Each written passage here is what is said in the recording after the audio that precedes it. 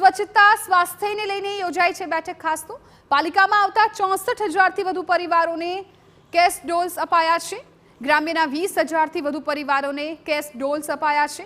5,835 પરિવારને ઘરવખરીની સહાય ચૂકવાઈ છે। ગ્રામ્યમાં 3,000થી વધુ પરિવારને ઘરવખરીની સહાય ચૂકવાઈ છે। સફાઈની કામગીરી હજુ પણ ચાલુ છે। 3 દિવસ બાદ વડોદરાની સ્થિતિ અંગે રિવ્યુ બેઠક કરવામાં આવશે।